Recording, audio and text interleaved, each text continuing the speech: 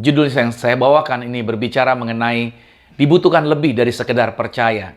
Tolong saudara catat, ini judulnya ya, dibutuhkan lebih dari sekedar percaya. Nah, saudara melihat perubahan-perubahan yang ada seringkali membuat kita menjadi gelisah dan menjadi bingung. Kita bertanya-tanya dan membutuhkan petunjuk. Tetapi pada saat kita membutuhkan petunjuk, kok sepertinya tidak ada suara jawaban.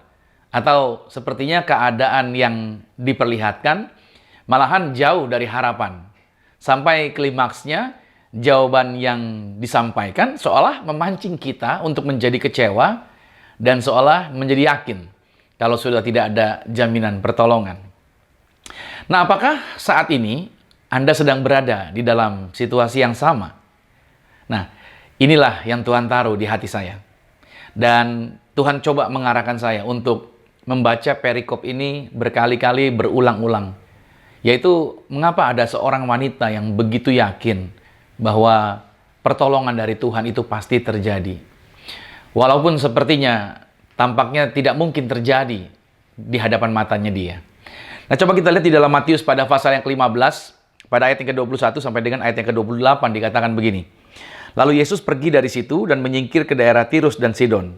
Maka datanglah seorang perempuan Kanaan dari daerah itu dan berseru, "Kasihanilah aku ya Tuhan, anak Daud, karena anakku perempuan kerasukan setan dan sangat menderita." Tetapi Yesus sama sekali tidak menjawabnya. Lalu murid-muridnya datang dan meminta kepadanya, "Suruhlah dia pergi. Ia mengikuti kita," dengan berteriak-teriak. Jawab Yesus, "Aku diutus hanya kepada domba-domba yang hilang dari umat Israel." Tetapi perempuan itu mendekat dan menyembah dia sambil berkata, "Tuhan, tolonglah aku." Tetapi Yesus menjawab, "Tidak patut mengambil roti yang disediakan bagi anak-anak dan melemparkannya kepada anjing." Kata perempuan itu, "Benar Tuhan, namun anjing itu makan remah-remah yang jatuh dari meja tuannya." Maka Yesus menjawab dan berkata kepadanya, "Hai ibu, besar imanmu, maka jadilah kepadamu seperti yang kau kehendaki." Dan seketika itu juga anaknya sembuh. Nah, saudara, ini menjadi bagian yang menarik. Kenapa saya katakan menarik? Karena saya baca berulang kali, saya mendapatkan remanya. Bahwa firman Tuhan ini memang dahsyat, firman Tuhan ini memang luar biasa. Di tengah segala kondisi yang sedang kita hadapi, ini sangat pas dengan apa yang sedang kita hadapi. Baik, nah saya coba jelaskan buat saudara. Ada yang menarik, bahwa setiap kali membahas, yaitu mengenai orang Farisi, mereka ini adalah orang-orang yang, kalau boleh saya katakan, adalah tidak pernah absen, selalu hadir di lokasi dimanapun Yesus sedang melayani. Mereka itu selalu mengikuti pengajaran Yesus, tetapi tidak pernah mau mempercayai yang diajarkan, melainkan senantiasa mencari kekurangan dan mencari kesalahan. Artinya, kabar baik yang disampaikan itu bukan ditangkap dengan sukacita, melainkan mereka selalu terorientasi kepada hal-hal yang negatif. Nah, ini juga yang menjadi persoalan di kalangan orang Kristen. Mereka mendengar firman, tetapi tidak benar-benar yakin bahwa firman itu dapat terjadi di dalam kehidupan mereka. Bagi mereka, firman yang disampaikan itu memang hebat. Tetapi itu adalah sebuah kisah masa lalu, kata mereka begitu. Pikiran mereka lebih condong kepada keraguan yang ujungnya bermuara untuk menjadi tidak percaya lagi. Yesus sendiri tidak dapat berbuat banyak bila mana orang yang dilayani tidak menjadi orang yang benar-benar percaya. Bahkan Yesus heran atas ketidakpercayaan mereka. Yesus heran, kok bisa menjadi Kristen, ada di gereja, bisa memuji Tuhan, tidak jarang turut mengambil bagian dalam pelayanan, tetapi tidak yakin bahwa firman itu dapat terjadi. Nah, di dalam Markus pada pasalnya yang ke-6, pada ayat yang ke-5 sampai dengan ayat yang ke-6, di sana dikatakan begini, "Ia tidak dapat mengadakan satu mujizat pun di sana, kecuali menyembuhkan beberapa orang sakit dengan meletakkan tangannya atas mereka." Ayat yang ke-6, ia merasa heran atas ketidakpercayaan mereka. Nah, pada saat Yesus masuk ke daerah Tirus dan Sidon, saudara, ada seorang wanita Kanaan yang menghampiri Yesus, dan wanita Kanaan ini meminta belas kasihan untuk anaknya yang dikuasai setan. Nah, wanita ini sedang berhadapan dengan situasi yang sulit. Yesus memang melewati daerah itu dan menyediakan anugerah itu baginya. Tetapi dibutuhkan respon dari wanita Kanan itu untuk dia mau datang kepada Yesus. Dan ini menariknya. Yesus memang menyediakan berkat bagi wanita Kanan ini. Ya, maksud saya wanita ini memang bukan orang Yahudi. Tetapi wanita ini memiliki keyakinan bahwa Yesus adalah Sang Mesias. Nah, untuk menjadi apa sebenarnya apa yang dikerjakan Yesus? Untuk menjadi perbandingan sebenarnya.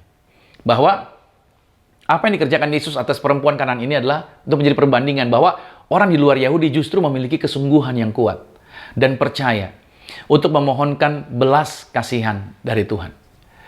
Nah, situasi sulit yang sedang dihadapi kita saat ini sebenarnya seringkali membuat iman dan semangat kita juga menjadi tidak aktif. Seperti orang-orang Farisi tadi. Tuhan paham akan hal tersebut. Oleh sebab itu, Tuhan membuka kesempatan di depan mata kita untuk kembali melihat dan kembali mengenali apa-apa saja yang Yesus pernah lakukan di dalam kehidupan Anda. Makanya saya berikan tulisan bahwa kekristenan sesungguhnya itu berbicara mengenai pendewasaan. Bukan sekedar kita memahami teologi dan berapa lamanya telah melayani Tuhan. Kalau pengalaman di awal pertobatannya, jujur saja, mungkin anugerahnya langsung disediakan, artinya langsung dijawab doa kita ya. Tetapi dalam perjalanan pendewasaan itu dibutuhkan lebih dari sekedar yang namanya percaya saja. Ingat ya, pendewasaan dibutuhkan lebih dari sekedar percaya saja. Banyak orang suka bila mana mendengar pembahasan mengenai kasih karunia. Dan begitu kuatnya mengakui hidupnya oleh karena kasih karunia. Itu baik sekali. Itu bagus dan sah-sah saja. Tetapi anugerah yang Tuhan berikan itu terhubung dengan yang namanya pendewasaan dan kemuliaan.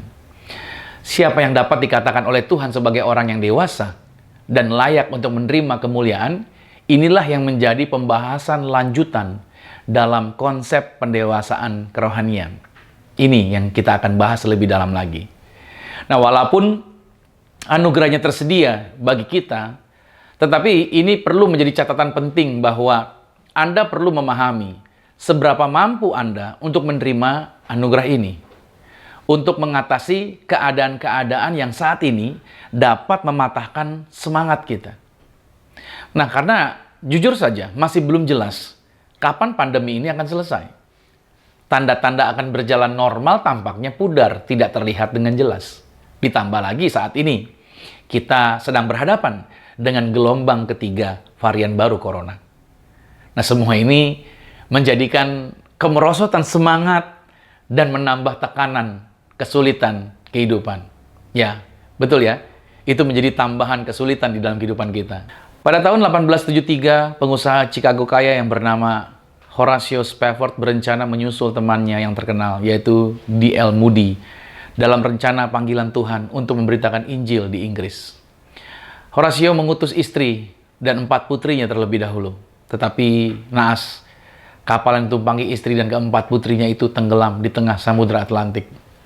4 putrinya yang masing-masing berusia 12 tahun, 7 tahun, 4 tahun, dan 18 bulan meninggal dunia dalam tragedi itu. Hanya istrinya yang selamat. Ketika istrinya mengirimkan berita melalui telegram, Horatio menaiki kapalnya dengan sedih hati. Ia sangat terpukul dan berduka akan kejadian itu. Ketika kapal mereka mendekati tempat di mana putri-putrinya meninggal, Horatio mengarang sebuah lagu rohani. Lagu rohani itu berjudul Tenanglah, Hai Jiwaku. Horatio Spafford membuang sauh di tengah Samudra Atlantik. Seperti Ayub, dia memilih untuk mempercayai maksud Allah ketika keadaannya tidak terjelaskan. Saudara, di masa-masa yang sukar ini, ketika dikecewakan, saya kerap kali menyanyikan pujian untuk memilih tetap percaya bahwa rencana Allah atas saya adalah yang terbaik. Nah, dikala gelombang pandemi datang silih berganti, itulah cara saya membuang sauh ketakutan dan saya meletakkannya pada salib Kristus. Nah, jika Anda memilih untuk membiarkan emosi Anda ditentukan oleh situasi dan keadaan, maka emosi itu akan terlihat seperti nilai saham yang bisa naik dan turun tiap hari. Anda akan mengalami banyak grafik emosi yang naik tajam, dan mungkin juga satu dua grafik turun drastis. Namun jika emosi Anda itu disauhkan pada salib, maka kedamaian yang Anda rasakan akan tinggal tetap. Jika Anda telah berdamai dengan Allah, maka kedamaian itu akan melingkupi Anda. Namun, semua pemberian Allah yang baik itu semuanya sama.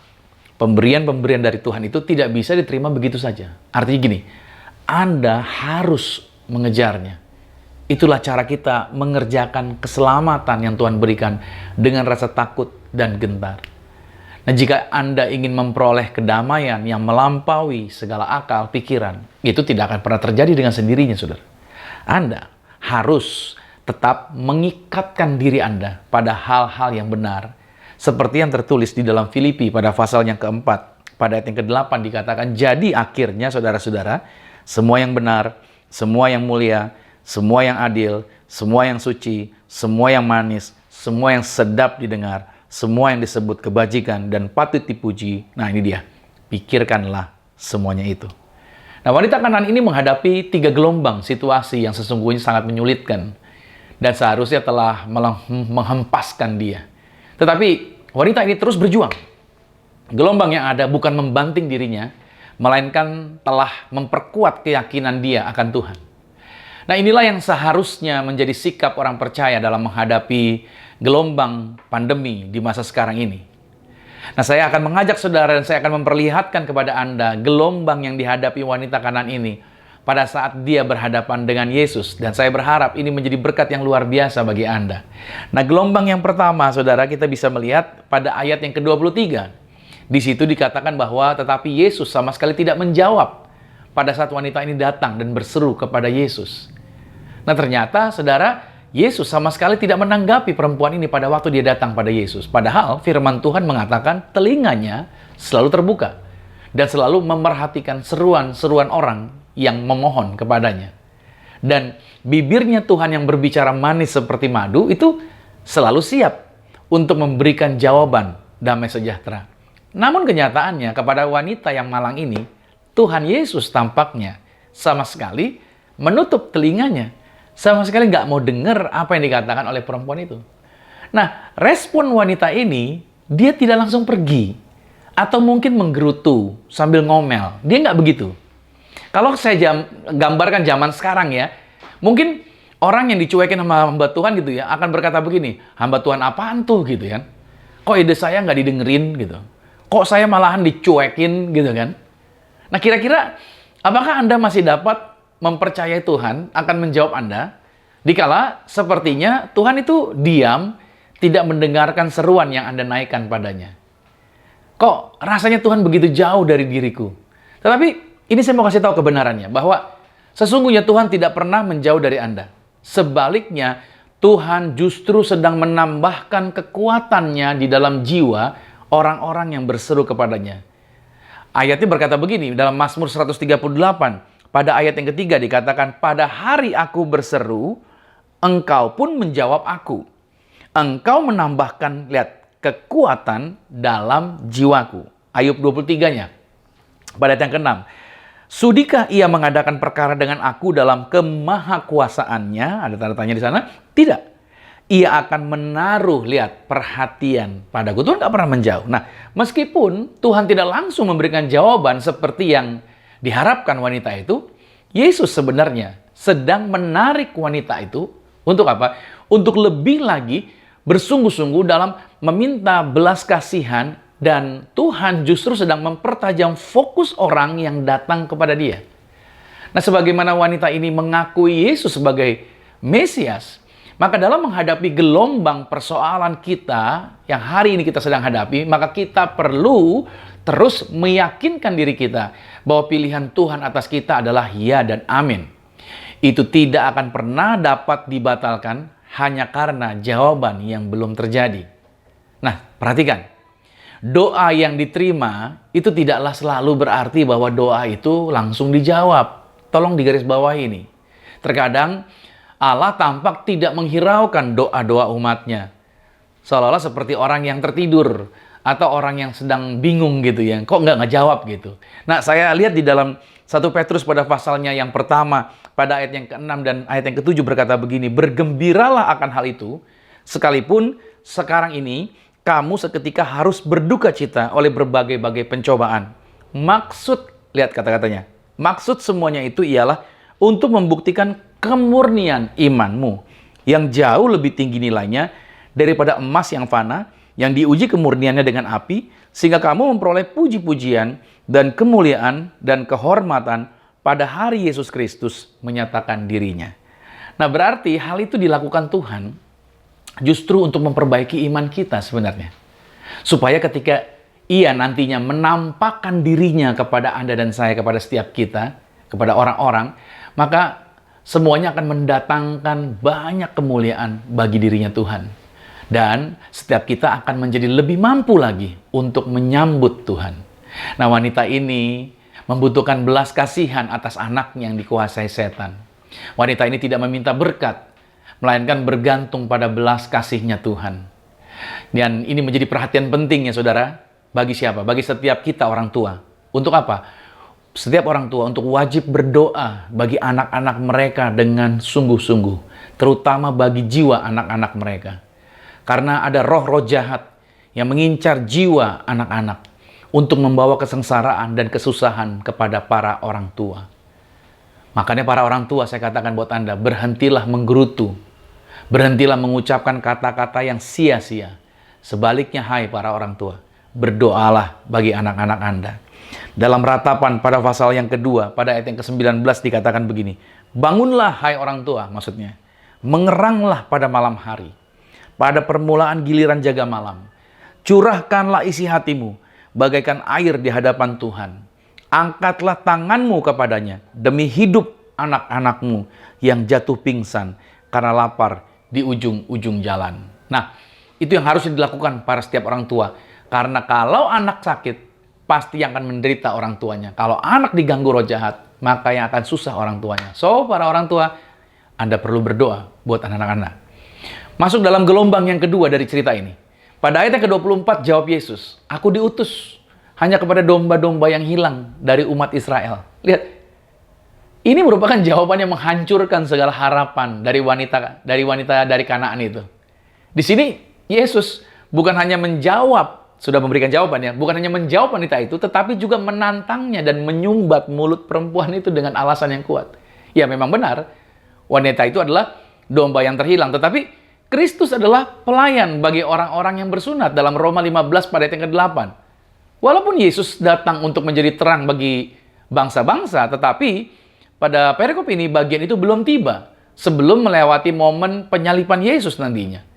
Nah, perhatikan di sini sungguh menjadi pencobaan yang sangat berat sebenarnya apabila kita mengalami suatu peristiwa yang membuat kita bertanya-tanya, apakah Kristus juga diutus kepada kita? Mungkin ada pertanyaan seperti itu karena iblis seringkali memakai masalah untuk apa? Untuk meyakinkan manusia seolah Tuhan itu jauh dan Tuhan seolah tidak berkenan kepada kita. Akan tetapi puji Tuhan dan syukur kepada Tuhan bahwa tidak ada ruangan yang tidak dapat didatangi oleh Tuhan. Pembedaan antara orang Yahudi dan orang non-Yahudi itu telah dihapuskan pada saat Yesus berada di atas kayu salib ketika dia memberikan nyawanya menjadi tebusan bagi banyak orang. Nah, jadi jika orang lain dilawat oleh Tuhan, maka Anda juga pasti dilawat oleh Tuhan. Ada amin. Nah, sikap yang dilakukan oleh wanita Kanaan ini adalah, ini dia. Dia justru mendengar jawaban Yesus, dia sujud menyembah dan meyakini bahwa pertolongan Tuhan pasti tetap terjadi atas dia. Nah, saya arahkan saudara, mari miliki sikap yang sama dengan jalan ambil waktu pribadi untuk berlutut dan menyembah Tuhan dan menjadi kuat dalam keyakinan bahwa satu-satunya pertolongan itu hanya Tuhan kita saja, Yesus Kristus.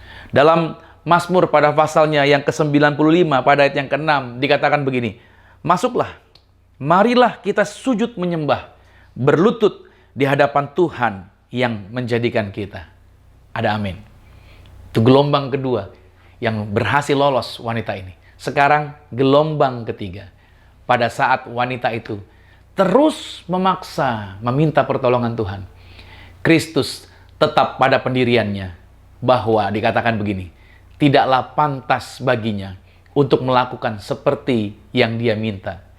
Dan Kristus bukan hanya menolak permintaan perempuan itu, melainkan juga tampak menegurnya. Mari saya ajak saudara lihat ayat 26. Tetapi Yesus menjawab, tidak patut mengambil roti yang disediakan bagi anak-anak, nah ini gak enak nih ya, dan melemparkannya kepada anjing. Perkataan ini sungguh dapat memupuskan semua harapan, segala harapan perempuan itu. Dan membuat perempuan itu putus asa seandainya dia tidak mempunyai iman yang benar-benar kuat.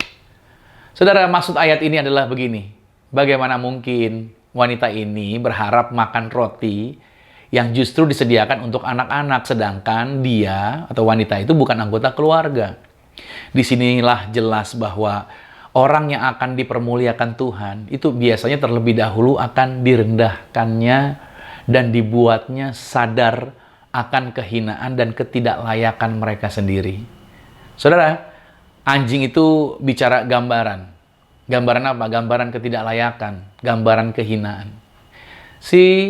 Kita ini sebenarnya tidak pernah pantas loh untuk menerima penghormatan dan mendapatkan belas kasihan dari Tuhan. Sebab dari diri kita memang tidak ada yang dapat dijadikan alasan untuk Tuhan menjawab keluhan dan persoalan kita. Itu tertulis dalam Efesus pada pasal 2. Pada ayat yang ketiga dikatakan, sebenarnya dahulu kami semua juga terhitung di antara mereka. Ketika kami hidup di dalam hawa nafsu daging dan menuruti kehendak daging dan pikiran kami yang jahat. Pada dasarnya kami adalah orang-orang yang harusnya dimurkai, sama seperti mereka yang lain. Nah, harusnya kita mendapatkan murka, tetapi sikap wanita ini sungguh luar biasa. Dia justru datang pada Tuhan dalam sikap kerendahan hati. Dia tidak menjadi tersinggung.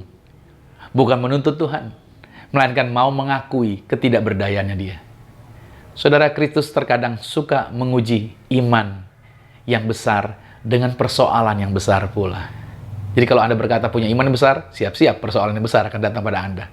Pada saat situasi dan jawaban yang ada seolah jauh dari harapan dan menggiring Anda kepada kekecewaan. Inilah yang perlu Anda lakukan, yaitu arahkan pandangan Anda kepada hal-hal baik yang telah Tuhan lakukan bagi Anda. Kita tidak perlu berargumentasi dengan Tuhan. Dan teruslah memiliki keyakinan bahwa kasih Tuhan itu tidak pernah berhenti hanya karena sebuah keadaan dan sebuah situasi.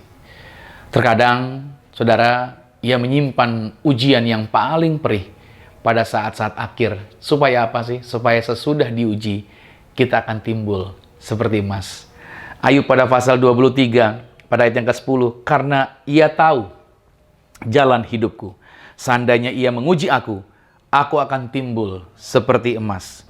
Saya berbicara seperti ini bukan agar tampak keren ya, melainkan mempersiapkan diri seperti perkataan orang bijak, bahwa berharap yang terbaik dan bersiap untuk yang terburuk sekalipun. Inilah yang sejak awal saya katakan bahwa kekristenan itu terhubung dengan pendewasaan kerohanian. Bukan sekedar doa yang dijawab, atau melakukan banyak mujizat dan memiliki berbagai pencapaian. Bukan sekedar itu. Melainkan kita hidup yang terus-menerus diubahkan dari sehari ke sehari, sehingga rupa dan gambaran Tuhan semakin nyata di dalam kehidupan setiap kita. Nah, saya akhiri khotbah saya dengan closing statement ini, bahwa adalah kehendak Tuhan supaya kita bertekun dalam doa dengan tidak putus-putusnya, terus-menerus, dan jangan pernah menyerah. Kita perlu untuk terus mengarahkan diri kita kepada Tuhan, yaitu di tengah segala gelombang persoalan yang sedang terjadi ini. Nah, semakin kuat persoalannya, justru harusnya semakin gigih kita untuk berharap dan berpegangan kepada Tuhan. Alkitab telah memberikan contoh-contoh orang-orang yang gigih dan tekun untuk terus berpegang dan mempercayai hidupnya kepada Tuhan. Salah satunya adalah Yakub. Itu salah satu contohnya. Kenapa saya katakan demikian? Karena Yakub ini bergulat dengan malaikat. Di dalam Kejadian pada pasal 32, pada ayat 24 dikatakan, lalu tinggallah Yakub seorang diri, dan seorang laki-laki bergulat dengan dia sampai fajar menyingsing. Ketika orang itu melihat bahwa ia tidak dapat mengalahkannya, ia memukul sendi pangkal paha Yakub, sehingga sendi pangkal paha itu terpelecok. ketika ia bergulat dengan orang itu. Lalu kata orang itu, biarkanlah aku pergi, karena fajar telah menyingsing. Saud Yakub gini, aku tidak akan membiarkan engkau pergi jika engkau tidak memberkati aku. Nah, perhatikanlah. Apabila jawaban doa-doa kita ditunda oleh Allah, itu artinya Tuhan ingin mengajar kita untuk berdoa lebih banyak dan berdoa lebih baik lagi. Nah, saat itulah sebenarnya waktunya bagi kita untuk bertanya-tanya, apa yang kurang dari diri kita dalam doa-doa sebelumnya yang pernah kita naikkan. Supaya apa? Supaya apa yang dulu salah dapat kita perbaiki dalam langkah-langkah kita selanjutnya. Berbagai kekecewaan yang kita rasakan atas tidak terkabulnya suatu doa, seharusnya itu lebih menyukakan hati kita. Untuk apa? Untuk semakin lagi setia berdoa lagi kepada Tuhan. Perhatikan Kristus di dalam kesengsaraannya, dia tidak berhenti. Malahan Kristus lebih sungguh-sungguh lagi berdoa. Anda bisa baca nanti dalam Lukas pasal 22 ayat 43 sampai 44. Nah, ucapkanlah perkataan seperti wanita ini, saudara. Tuhan, tolonglah aku. Ucapkan seperti itu. Dan yakinlah bahwa pertolongan itu pasti terjadi tepat pada waktunya Tuhan. Nah, diperlukan lebih dari sekedar percaya untuk menjadi dewasa di dalam Kristus Yesus Tuhan. Bahwa sesungguhnya di balik hal-hal yang mengecewakan, di balik hal-hal yang mengecewakan, masih ada kasih yang terpancar dari wajahnya Tuhan. Jadi, kalau sekarang kita masih harus berhadapan dengan gelombang persoalan, sebagai hamba Tuhan saya katakan, percayalah, Tuhan yang besar, Tuhan yang berkuasa, selalu ada bersama dengan kita sampai kesudahan akan segala sesuatunya. Dan Tuhan menjaminkan Anda dan saya dapat melewati ini semuanya sampai selesai.